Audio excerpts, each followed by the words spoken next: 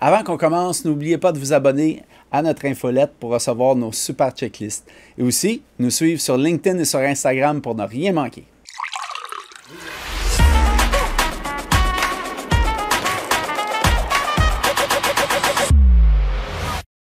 Aujourd'hui, on aborde un sujet qui nous est très cher par les temps qui courent et depuis un bon bout de temps. On aborde le marketing de contenu. Puis on a une première. On fait une deuxième entrevue avec quelqu'un qui est déjà venu à notre podcast, à l'épisode 34, pour nous parler de marketing de contenu, de création de contenu. Et on accueille Alexandre Gravel de chez Toast, mais maintenant Toast Espresso. Exact. C'est ça, hein? Merci pour l'invitation. C'est le fun de te revoir. Absolument. Bon, j'avais eu du fun la première fois, donc j'étais partant pour une deuxième. Super. Ben écoute, on s'était vu en juin 2024. Oui, exact. Donc, ça fait un petit peu plus qu'un an. Et puis, on va en parler un peu plus tard, mais c'était tout autre portrait dans l'univers du contenu. Oui. Mais avant de commencer, même si tu es déjà présenté, il y a quand même des choses qui ont changé du côté de Toast. Puis je pense que c'est ça que tu en parles un peu, des motivations qui ont créé la fusion, puis qu'est-ce que ça amène de plus, dans le fond? Bien, en fait, Toast, pour le ramener un peu, Toast existe depuis maintenant 25 ans. Ça va être notre 25e anniversaire en février prochain. Puis, Toast a évolué au fil des années vraiment pour devenir une agence de contenu. C'est comme ça qu'on s'est justement défini, puis qu'on en parlait il y a un peu plus qu'un an. Donc, agence de contenu qui travaille beaucoup sur le volet stratégie de contenu. Donc, on va faire la réflexion avec les clients, puis aussi en production. Puis nous, traditionnellement, parce que mon partner et moi, on vient du milieu du cinéma et de la télé, quand on parlait de production, on parlait beaucoup de production vidéo. On parlait beaucoup de production audio aussi. Et ça, c'était vraiment une de nos forces. Puis le volet consultant, stratégie et autres était vraiment le deuxième volet de ce qu'on faisait. Et puis, dans les dernières années, on a appris à connaître et à se rapprocher beaucoup d'une boîte qui s'appelle Espresso aussi. Espresso ont beaucoup de force, ont développé beaucoup de force au fil des années. C'est une boîte qui existe depuis 35 ans, dans son cas. Wow. Puis c'est une boîte qui avait vraiment démarré avec une offre de services linguistiques. Donc, on est vraiment dans la traduction, la révision, l'adaptation, la localisation. Tout un vocabulaire que j'ai appris à découvrir puis à maîtriser dans les deux, trois dernières années. Et donc, on a appris à se connaître, Espresso et Toast, au cours des années. Ben, le fait d'être coloc a beaucoup aidé. On est dans les mêmes bureaux. Et donc, Espresso avait démarré comme ça. Au fil du temps, on rajoutait vraiment une fonction très, très forte au niveau de la rédaction aussi. Donc, ça a toujours été une boîte qui a beaucoup travaillé avec les mots. Et dans les dernières années, c'est ajouté aussi tout un service de production graphique, de production de contenu, d'éléments collatéraux par rapport à des stratégies de communication. Donc, si tu regardes puis tu compares les deux offres de services que je viens de t'expliquer, elles sont essentiellement complémentaires.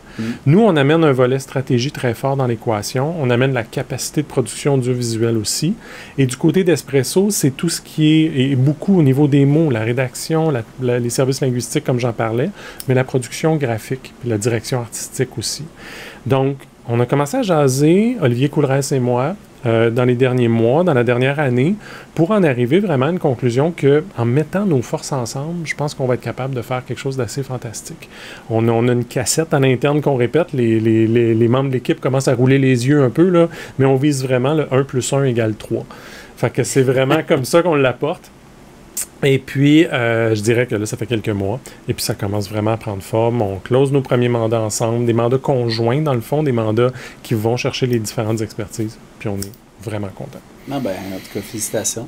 C'est un processus qui est pas simple, complet à faire une fois même que c'est annoncé contractuellement parlant. Absolument. Absolument. Puis, c'est vraiment quelque chose où il faut, tu sais, ça prend de la patience. Ça prend de la patience. On l'avait fait il y a 3 ans pour notre division de production télévisuelle. On a fait une fusion de ce côté-là aussi, dans le groupe.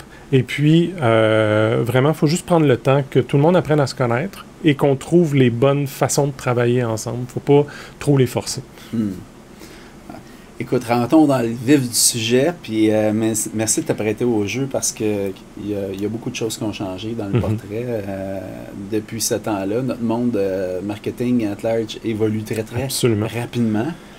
Puis tu sais, hein, on est dans le B2B, mais il n'y a pas juste dans le B2C qu'il y a beaucoup de trafic, au niveau beaucoup de bruit qui se fait. Comment tu vois, tu sais, j'aimerais peut-être ça qu'on revienne à la base. Tu parlais de stratégie, on se parlait hors d'onde un peu de l'importance de la stratégie, puis souvent que vous revoyez les stratégies que les clients amènent, parce que c'est souvent des hypothèses, des postulats un peu. Quand vous partez en stratégie de contenu, c'est quoi, qu'est-ce qui est derrière, qu'est-ce que vous allez évaluer, qu'est-ce que vous allez mesurer, puis comment vous allez procéder pour monter puis pour présenter vos recommandations aux clients? C'est une bonne question parce que souvent, on va nous contacter peut-être pour un besoin très concret. On a besoin d'une série de textes, on a besoin d'une production vidéo avec tel type d'objectif ou tel type de visée. Et puis, quand on va commencer à creuser, on va se rendre compte que dans certains cas, c'est un exemple, mais l'idée va être excellente, mais l'idée n'est pas basée sur quelque chose qui est périn. Ce qui veut dire que l'idée est excellente en ce moment, mais ça va être dur, puis il y a des risques que la prochaine idée ne soit pas attachée à celle-là. Puis on va se retrouver avec toutes sortes de choses au fil du temps. Une pizza de bonnes idées, mais au final qui ne sont pas tant attachées ensemble. Fait que quand on détecte ça, quand on se rend compte de ça, les discussions nous amènent souvent à proposer une démarche où on va juste s'arrêter un peu, prendre un petit peu de recul, puis vraiment travailler la stratégie. Puis quand on dit travailler la stratégie, nous, c'est spécifiquement par rapport au contenu. C'est vraiment notre carré de sable, on joue là-dedans, on ne dépasse pas les limites, on colorie à l'intérieur des lignes, c'est comme ça qu'on travaille. Puis ce qu'on va regarder beaucoup, c'est les objectifs de l'entreprise. Pourquoi cette idée-là était bonne à ce moment-là? Puis comment est-ce qu'on peut éclater ça pour voir est-ce que ça fait du sens sur 1 an, 2 ans, 3 ans, ces objectifs-là. Une autre des choses qu'on va regarder beaucoup, c'est l'audit de l'existant. Parce qu'on très rarement travaille-t-on avec des entreprises qui n'ont jamais rien fait. Sauf une nouvelle marque qui est lancée ou une nouvelle entreprise. On va faire vraiment un audit de ce qui a été fait et ce qui a fonctionné. Parce que les bonnes idées du passé étaient bonnes. C'est encore peut-être des bonnes idées. Donc, on va vraiment faire un audit puis on va mesurer. On pourrait dire qu'on va mesurer l'alignement. Est-ce que ça faisait du sens? Quand tu regardais ça, idée par idée, c'est le fun, c'est beau. Mais quand tu prends du recul et tu regardes tout ça dans son ensemble, un peu comme quand tu zoomes back d'une grille Instagram, là, puis tu réalises que, oh boy, il y a bien du monde qui sont impliqués là-dedans, qui n'ont pas le même appareil photo ou la même vision de ce qu'est une bonne photo, là, puis tu réalises que, OK, il y a quelque chose à aligner, mais on va faire la même chose au niveau du contenu. On va émettre des recommandations sur le fait que la tonalité varie un petit peu trop, donc le niveau de langage peut-être aussi. La direction artistique ou la façon dont les sujets sont abordés, ce qui veut dire qu'un contenu ne mène pas nécessairement vers un autre. C'est comme, à chaque fois que tu lis un contenu, ça arrête là, puis tu sais pas trop où aller. Fait qu'on va tout mesurer ces choses-là, pour pouvoir, après ça, arriver dans un contexte où, là, on a peut-être besoin de revenir puis analyser un petit peu les audiences. On a peut-être besoin de faire une démarche ou un atelier pour aller encore plus loin sur la tonalité. Parce que là, tout le monde est lâché un peu lousse, puis les mêmes mots ne veulent pas toujours dire les mêmes choses, ou pour un même concept, on n'utilise pas la même expression. Fait qu'on on va vraiment développer la tonalité. Puis après ça, on va travailler beaucoup en ce moment. On l'inclut dans ce qu'on appelle la stratégie de contenu, mais c'est plus opérationnel. C'est comment est-ce qu'on va réussir à le faire après. C'est s'assurer que les idées qui vont naître ou émerger de ça vont être faisables par l'équipe et que l'organisation va avoir les moyens de faire et de réaliser ce qu'ils veulent faire. C'est très facile de dire « Fais une série ». Des ressources internes que des ressources chez vous. Absolument. Okay. Chez nous ou ailleurs même. Parce que des fois, ce qu'on se rend compte beaucoup en ce moment, c'est que plusieurs clients vont avoir peut-être internalisé la possibilité de faire le contenu. Ce qui veut dire qu'ils ont peut-être quelqu'un à l'interne, justement, qui est capable de manipuler une caméra ou qui est quand même pas mauvais ou mauvaise pour écrire un bon texte. Donc, ils vont internaliser la fonction. Mais après ça, ils vont s'être donnés comme stratégie de publier à toutes les 48 heures ou à tous les 2 jours. Là, cette personne-là, ça déborde. Elle n'arrive plus à le faire. Donc, c'est plus réaliste. Ou bien, on va se retrouver dans une situation où, à l'intérieur d'une organisation, il y a peut-être 1 ou 2 personnes qui peuvent toucher au contenu. Donc, une équipe peut-être plus réduite. Mais les attentes de l'organisation, c'est que cette personne-là soit une espèce de licorne ou un super-héros qui peut tout faire. bon à la caméra, bon au montage, faire du motion design, être capable d'écrire, puis idéalement peut-être manipuler 4-5 outils additionnels pour mesurer la performance. Ça n'existe pas?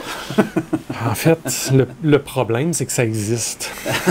Le problème, c'est que ça existe, puis c'est une chose que j'ai remarqué, c'est quand une organisation a ça, nous, on lève le red flag chez les dirigeantes et les dirigeants parce que c'est un genre, c'est un avertissement de « t'as une personne fantastique chez vous en ce moment. C'est extraordinaire, t'as une licorne. Cette personne-là peut tout faire. Si elle part ou elle tombe malade, tu vas avoir besoin de combler 3 postes. Garde ça en tête, parce que tu ne pourras pas retrouver quelqu'un d'autre d'aussi fantastique. Fait que c'est un danger. Je t'arrête 2 secondes, je veux revenir à ce que tu disais. Moi, j'aimerais ça que tu me parles, puis ça, c'est intéressant. Tu parlais d'alignement du contenu. Oui. Vous avez l'air à mettre une emphase puis une importance, à mettre une emphase là-dessus, disons, à trouver ça important. Pourquoi? Peux-tu juste expliquer en quelques mots pourquoi c'est important que le contenu soit aligné? Ça veut dire quoi, premièrement? Puis pourquoi c'est important? Bien, une des choses sur lesquelles on travaille beaucoup, qui est comme sous-jacent à tout ce travail-là, c'est de développer la relation de confiance entre la personne qui va venir regarder une vidéo, lire un article ou être en contact avec l'entreprise pour une transaction éventuelle. L'idée, c'est de bâtir le lien de confiance. Montrer que je sais de quoi je parle, je suis bon dans ce que je fais, mon produit est bon, ça va être une bonne expérience, ça va bien se passer. Sans le dire textuellement. Sans dire exactement ça, parce que les gens ne te croiront pas de toute façon. Donc, l'idée avec le contenu, c'est de créer ce lien de confiance-là. Puis, il y a quelque chose qui est inné un peu dans l'humain, où on détecte quand le discours de quelqu'un, un autre humain devant nous, n'est pas en phase. T'sais, il dit des fois une affaire, des fois une autre affaire. Tu es avec quelqu'un, puis tu te dis, voyons, il me semble qu'elle a dit l'inverse la dernière fois. Elle disait quelque chose d'autre la fois d'avant. On le détecte, puis ça baisse notre niveau de confiance. Fait que puis ça, c'est très facile à arriver si tu as plusieurs personnes impliquées ou si tu ne fais pas attention à ça dans ton contenu. Tes leads potentiels, tes clients potentiels vont se retrouver devant différentes pièces de contenu. Puis des fois, c'est un petit peu humoristique, des fois, c'est très sérieux, des fois, c'est académique, des fois, c'est... Puis là, il y a comme ça va être comme mou un peu aux yeux de la personne et ça va faire en sorte que l'impact va être moins grand. Donc, l'alignement est super important parce que, ça crée un lien de confiance plus fort. Ça crée une cohérence pour la marque. La marque est cohérente dans ce qu'elle dit. Puis 3, ça simplifie la job de ceux et celles qui ont à faire et à travailler au niveau du contenu. Puis ça guide aussi, comme tu disais, l'utilisateur, celui qui consomme le contenu, à passer à la prochaine étape qui l'intéresse, comme tu disais tantôt. Oui, il y a cette notion-là aussi. C'est que si c'est bien fait aussi dans la façon que tu déploies ton contenu, c'est que quand tu es face à une pièce de contenu, il y a toujours à la fin de ce contenu-là, des fois, il n'est pas dit textuellement, mais il y a comme un call to action, genre, va lire telle autre chose, ou contacte-nous, ou, la prochaine étape est assez claire. Ça ne s'arrête pas tout de suite. Ouais. Quand tout est aligné, ça réussit à faire ça. C'est plus évident à ce moment-là. Oui.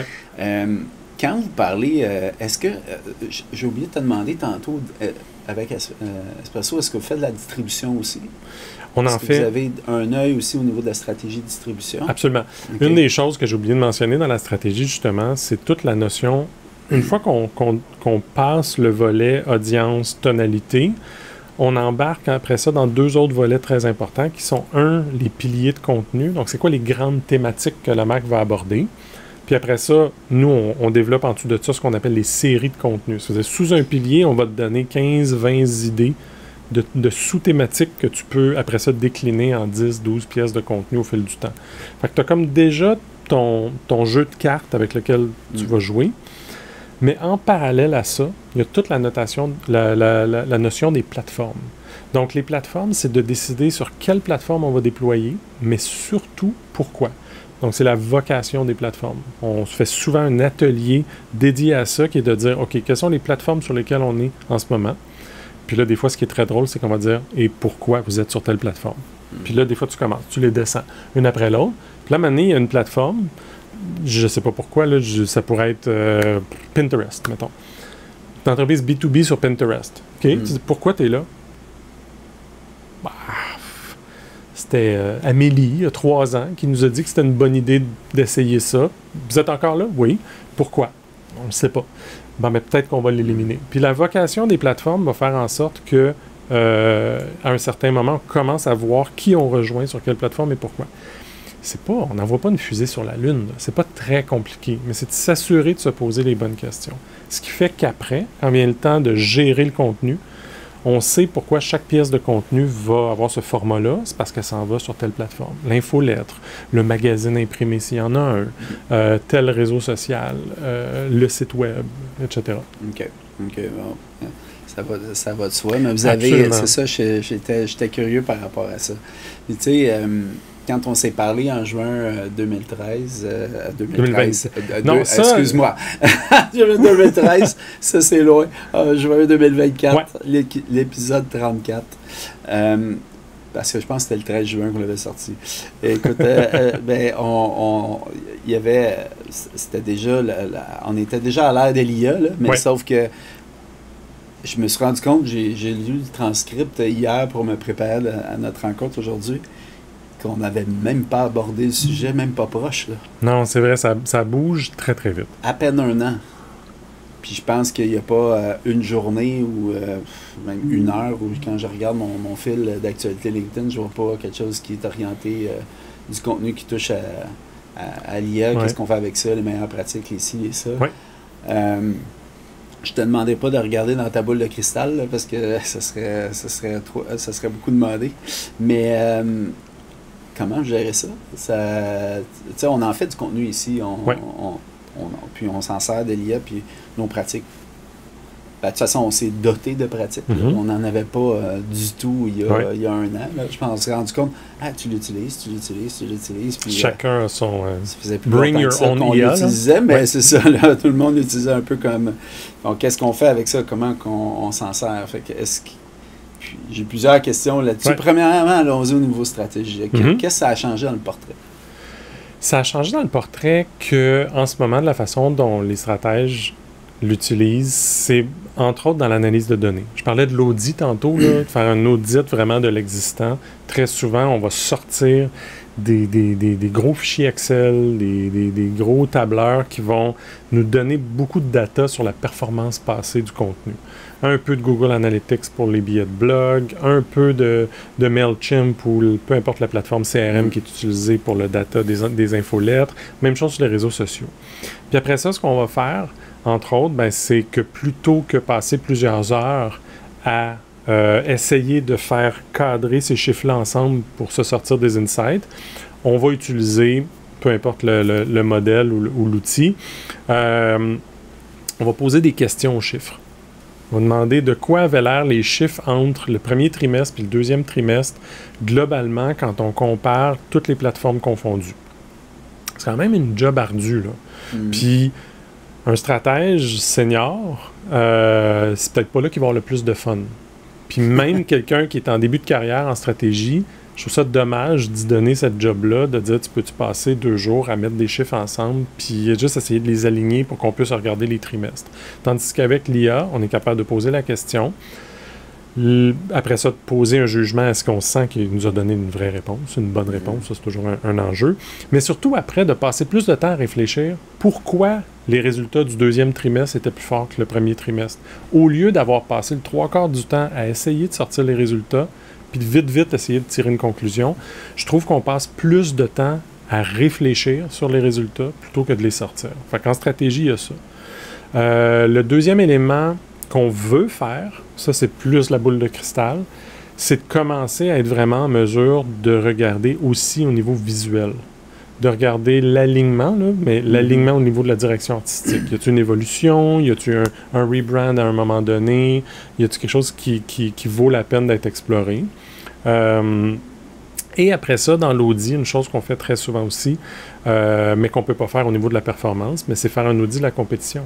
Oui. C'est de regarder la compétition. Là, très souvent, puis de façon naturelle, de par la limite des heures, de par la limite du temps qu'on a, puis du temps dans une semaine, on se limitait à un nombre X de compétiteurs.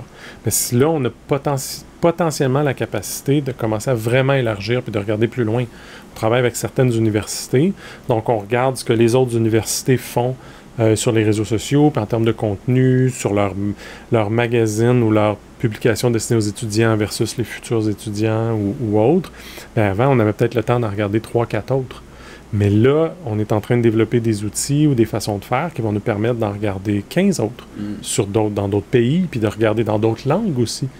Parce que là... En mettant tout ça en perspective, évidemment. C'est ça. Fait qu'il y a comme un monde qui est en train de s'ouvrir au niveau de l'analyse, qui nous permet, de passer plus de temps sur la réflexion sur les chiffres, plutôt de cruncher les chiffres, puis 2, de peut-être élargir, dans ce cas-ci, au niveau de la compétition.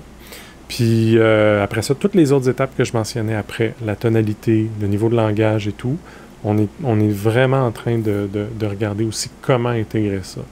Moi, j'ai envie souvent de dire que dans notre cas, notre approche, c'est pas d'être les premiers, c'est d'être les deuxièmes. On veut pas être les premiers dans parade, on veut juste être dans parade en laissant les premiers avoir essayé plein d'affaires pour faire ressortir des vraies bonnes pratiques. Au hockey, il y a Wayne Gretzky qui était bon là-dedans. Il n'a rien inventé, mais il a tout fait meilleur que les autres. On va essayer. Oui, c'est ça. Écoute, ça, c'est une chose. Tu sais, quand on regarde le marketing de contenu, puis la frénésie que beaucoup d'entreprises, de services marketing ont eu à l'utiliser pour générer de la quantité, pas toujours de la qualité, veut pas, ça a un impact sur la quantité de contenu qui se retrouve ces canaux qu'on a. Les canaux n'ont pas explosé non plus autant. Là. Fait que, ça reste les mêmes canaux. Là. Réseaux sociaux, Infolette, t'en as parlé. Après ça, médias traditionnels et tout. Comment c'est encore efficace une stratégie de contenu? Ça devient vraiment important parce que ce qui arrive, c'est que si on revient juste à la base de que fait un outil d'intelligence artificielle qui crée du contenu, essentiellement, le mot création ne fait pas partie de l'équation. Il n'y a rien qui est créé en soi. Un outil d'intelligence artificielle qui crée des images, des vidéos, des textes, on va y aller avec le texte, c'est juste un outil de prédiction. Si je ramène ça un peu mathématiquement, là, c'est mon petit côté ingénieur informatique qui ressort, si on revient mathématiquement, c'est que tout ce que fait l'IA dans ce cas-ci, c'est qu'elle essaye de prédire quel est le mot le plus probable qui suivrait les mots qu'il vient d'avoir.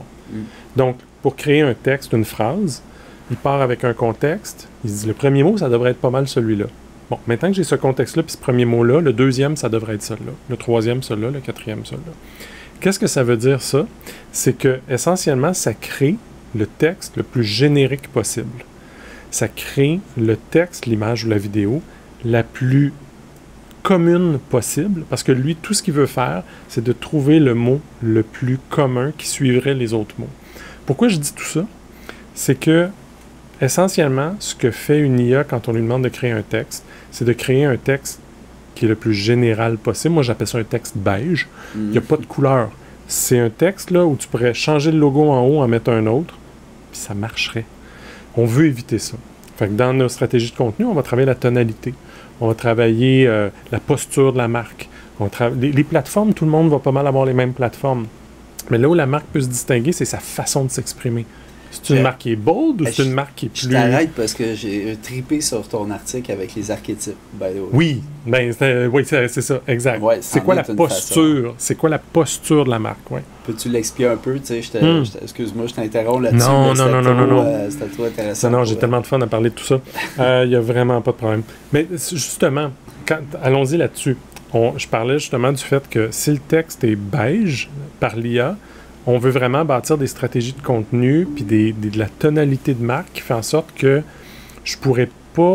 mon texte ne pourra pas s'appliquer à mon compétiteur. Mon texte ne pourrait pas se retrouver sur le blog de mon compétiteur parce qu'il y a des mots qu'il y a juste moi qui utilise, il y a un vocabulaire qui est juste un petit peu différent. Puis la notion de posture. L'article auquel tu fais référence sur les archétypes de marque, les archétypes de marque, il y en a 12. Puis c'est 12 postures que peuvent prendre des êtres humains. Okay, ça vient de vieilles études de psychologie des années 50. On reconnaît tous ces 12 postures-là en tant qu'être humain. Mais là, il y a une couple de personnes qui ont réalisé qu'on pourrait utiliser ces postures-là pour des marques. Puis comme par hasard, comme être humain, comme consommateur potentiel, on va reconnaître la posture de la marque. C'est-tu la posture du héros? C'est-tu la posture du rebelle? C'est-tu la posture du monsieur, madame, tout le monde? La posture du sage? C'est toutes des postures différentes qui peuvent exister dans un même marché. Puis, quand on comprend ça, on se rend compte à quel point on peut commencer à avoir des contenus qui ont la posture du rebelle et d'autres qui ont la posture du sage. Puis, tout d'un coup, on commence à être différencié avec notre contenu par rapport à notre compétiteur qui, lui, va avoir utilisé ChatGPT, Claude ou Gemini pour générer son texte. Là, on commence à avoir une petite saveur, une petite couleur. On n'est plus beige, qui fait en sorte qu'on se distingue. Fait que la stratégie de contenu amène ça. Fait que celui qui va consommer ce contenu-là s'en rend compte, c'est inconscient. Évidemment, c'est comme tu l'as dit, c'est des études psychologiques qui ont mené à identifier ces archétypes-là. Mais l'être humain, peu importe qui, t'es pas obligé d'être, t'es pas un connaisseur de ça, tu le nommes pas. Ah, une marque héros slash sage. Mais un combo tel. Mais tu sais, puis dans un même marché, peuvent exister plusieurs marques qui offrent essentiellement des commodités, mais qui ont des postures différentes. Puis un des exemples ici au Québec que je mentionne souvent, c'est Maxi. Maxi a décidé de prendre la posture, l'archétype du comique, qui est un autre des archétypes. Puis on le sait, Maxi roule là-dessus depuis plusieurs années. Certains autres décident de peut-être aller jouer là, mais les stratèges vont se dire, j'irai pas moi aussi être comique parce que je vais être comme Maxi. Puis des fois, les gens vont peut-être se tromper puis penser que c'était Maxi qui a fait cette bonne joke-là. Fait que c'est la même chose et c'est la même chose dans tous les marchés. Puis quand on regarde les 12 archétypes, ce qui est le fun, c'est qu'il y a une belle variété. Tout le monde peut trouver, toutes les marques peuvent trouver leur place. Puis immanquablement, oui, il y a un petit côté subconscient, mais ça permet de se distinguer, puis ça permet de choisir sa place. Des fois, on vend un produit qui est une commodité, ou on vend un produit sur lequel il y a de la compétition. Ben, on est capable de dire, hey, il n'y a personne qui parle comme ça dans le marché, ben, moi, je vais parler comme ça. Est-ce que tu reconnais beaucoup de travail c'est pas issu de votre travail là, chez Toast Nespresso, qui utilise ces techniques-là parce que tu es capable de bien identifier que ça a été fait dans le travail stratégique, ça? Ben, que c'est teinté, là, que le contenu est teinté d'un archétype, là, tu dis, ah, ça, c'est... Ben, en fait, ce qui arrive... à faire ça. oui et non, dans la mesure où, tu sais, je l'expliquais tantôt, travailler le contenu, puis travailler la stratégie de contenu, c'est pas... Vu que c'est pas envoyer une fusée sur la Lune, on a tous un processus similaire. Tout le monde qui dit faire de la stratégie de contenu va avoir un processus similaire. Nous, on a choisi les archétypes comme outils d'atelier, notamment, parce que on comprend vite, c'est pas trop cérébral, c'est facile d'accès pour tout le monde, mais c'est très possible d'enlever totalement l'archétype, de faire un exercice, puis n'importe qui d'autre pourra en faire un pour bâtir une tonalité. Puis nous, après ça, regarder notre roulette d'archétypes et dire « Ah, ils sont pas loin de ça et ça. Ah, ils ont été vers ça. » Fait que c'est un chemin pour arriver un peu à la même place. C'est une méthodologie que vous prenez, mais exactement. qui n'est pas nécessairement universelle. C'est ça, exactement. Ouais, je comprends. Ouais. Puis après ça, au niveau... puis si on poursuit dans la veine de l'IA, tu sais, on parlait comment se différencier maintenant, parce que, bon, il y a beaucoup d'entreprises, qu'est-ce que tu dirais, même, ça coûte cher faire du contenu, ça prend du temps faire du contenu. Il y a ces présomptions-là aussi, là. Là, on parle de petites entreprises, peut-être plus, moins celles que vous desservez chez vous, mais quand même, quand vous vient le temps aux petites entreprises de s'exprimer avec le contenu en vue de bâtir le lien de confiance, là, je pense que ça se passe là parce que on s'en rend compte, nous, de notre côté, que les acheteurs ne passent pas à l'acte de vouloir parler à un vendeur avant un bon bout de temps. Là. C'est de plus en plus long. De plus en plus long. On dit 82% du chemin qui est fait maintenant, mais dans certaines industries, le SaaS, par exemple, B2B... peut-être 100%. Oui, c'est ça. En tout cas, ils ne veulent pas parler aux clients nécessairement. Non, c'est subscription-based, puis c'est là.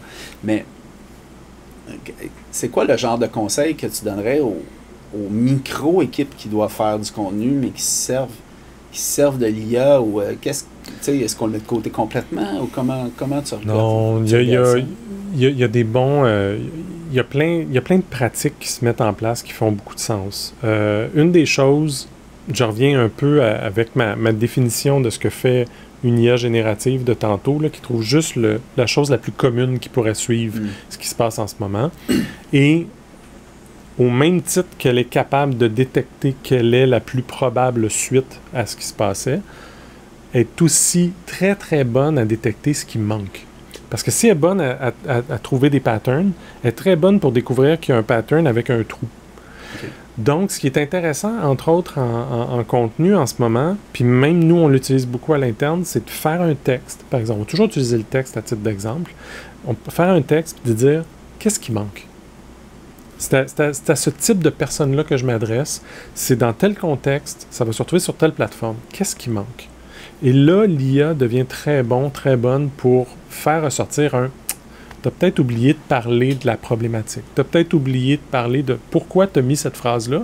Explique donc pourquoi. Va peut-être un peu plus creux là-dessus. » Fait que sur ces volets-là, ça devient un bon assistant pour nous permettre d'aller plus loin.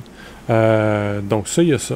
La deuxième chose, c'est d'apprendre à bien prompter, à défaut d'avoir un meilleur mot en ce moment, à bien prompter nos outils. Je parlais des archétypes tantôt.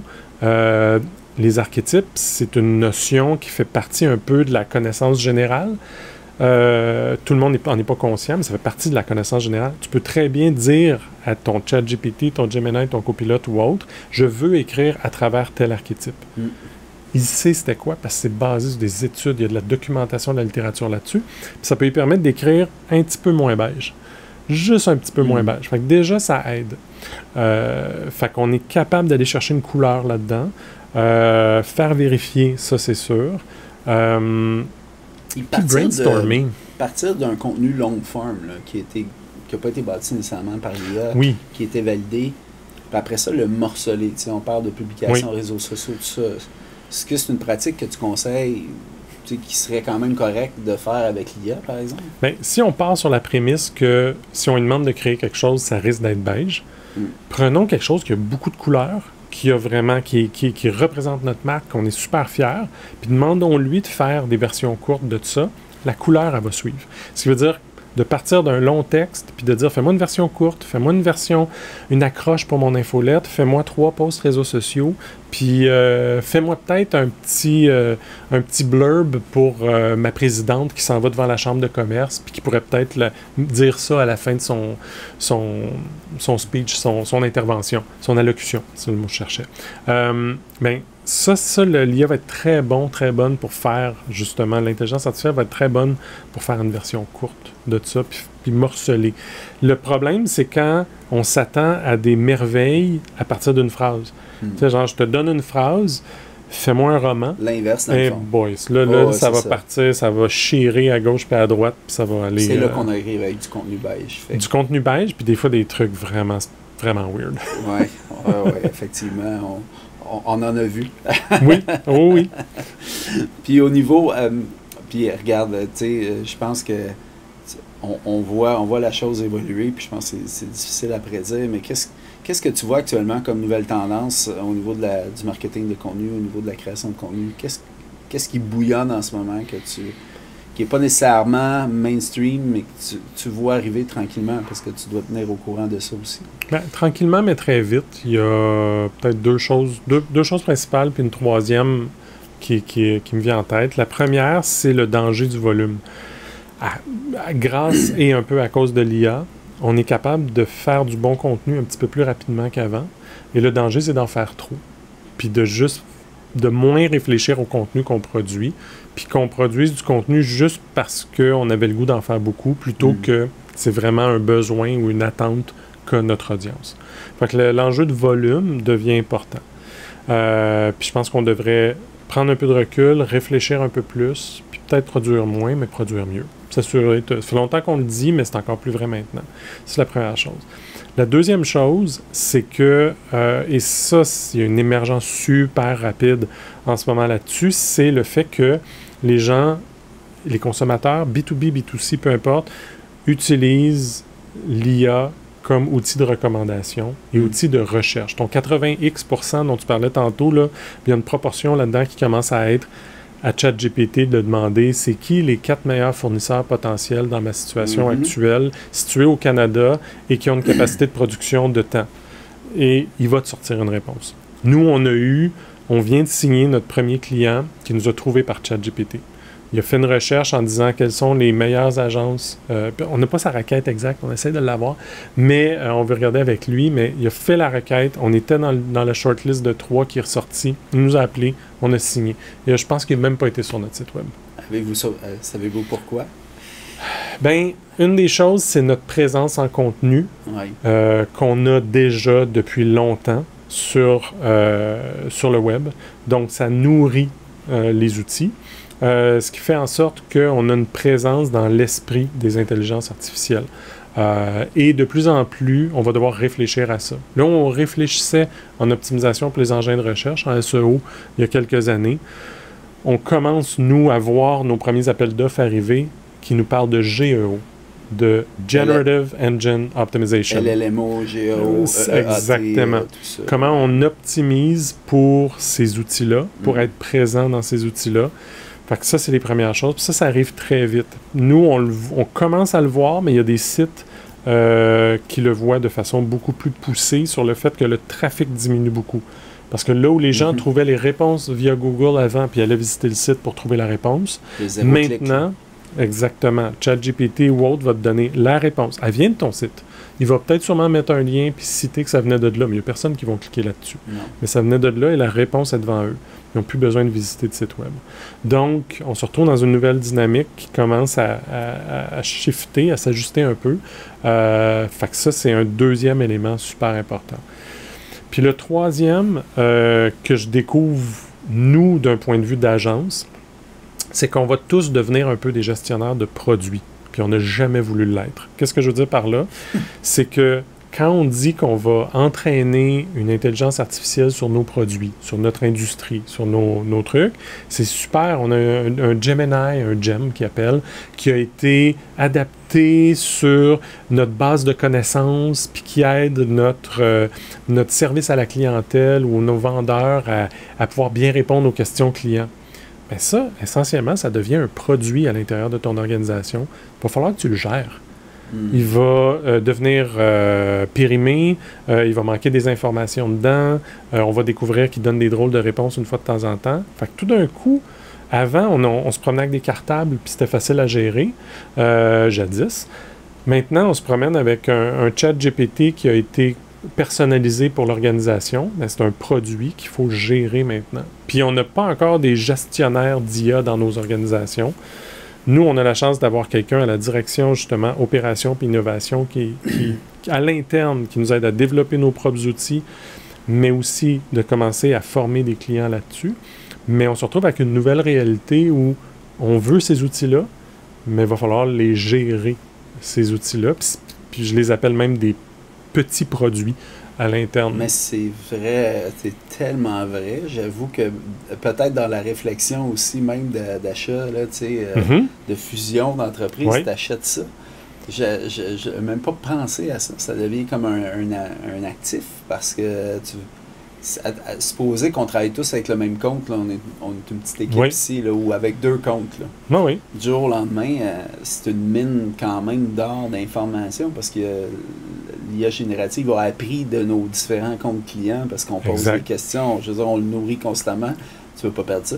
Tu veux pas perdre ça. Tu veux pas partir à zéro. Tu veux pas repartir à zéro. Là, tout d'un coup, le coût de l'outil devient important aussi. Puis le produit qui est développé autour de ça le devient tout autant. Mais il ne t'appartient pas nécessairement à 100%. Exactement. Il y a tout un nouvel ensemble d'enjeux qui se présentent.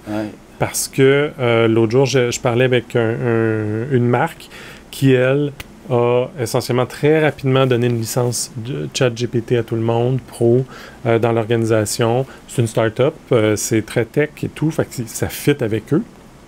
Mais là, on a entraîné un GPT qu'on a partagé à toute l'organisation sur notre tonalité. Et le GPT est capable de valider des textes puis d'écrire vraiment dans notre façon de faire avec notre vocabulaire. Mais ça, essentiellement, c'est ça. C'est un nouveau produit. Le problème, c'est que c'est un produit qui a été développé par les coms ou le marketing. Il n'y a aucun gestionnaire de produits dans cette gang-là. Ça n'a pas été développé par l'équipe produit ou par l'équipe TI. Dans ce cas-ci, c'est développé par la gang des coms et du marketing. Fait qu'il y a comme toute une dynamique différente qui s'installe, qui va s'installer rapidement. Là-dessus. Ça va être talk of the town aussi, j'imagine. Écoute, si tu avais un conseil à donner à des gestionnaires, à des créateurs de contenu en ce moment, du côté client, en agence, quoi que ce soit, sur tout ce qu'on a discuté, ça serait quoi? Je pense que c'est, la transparence. On l'utilise tous, l'IA. On fait des tests. On essaye des choses. Tous. On essaye des choses. Côté client, côté agence, côté créateur, côté fournisseur, tout le monde essaye des affaires. Soyons transparents par rapport à ça. Parce que ça change certaines des dynamiques. Puis il peut y avoir des discussions aussi sur la rapidité avec laquelle on peut faire les choses, la perception de valeur. Il y a toutes sortes d'enjeux qui entrent là-dedans. Mais soyons transparents et ayons les conversations tous ensemble par rapport à ça. Ça, c'est la première chose. La deuxième chose, c'est exactement ça. Testons. Essayons des choses, partageons des bonnes pratiques ou des bons coups. Je dirais bons coups. On n'est pas rendu aux bonnes pratiques encore. Ça bouge tellement rapidement qu'on ne peut pas dire hey, c'est ça le best practice de telle chose.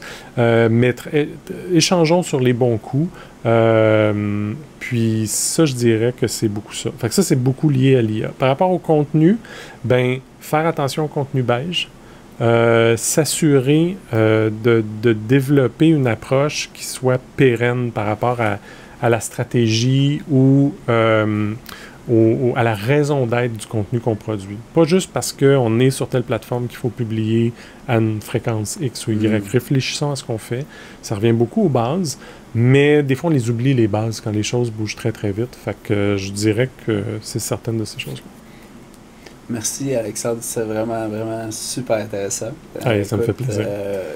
Méga succès avec votre fusion qui est quand même récente. Merci, oui. On reste en contact, on souhaite un troisième. Écoute, génial, je vais être là quand tu veux. Un gros merci. Merci Simon.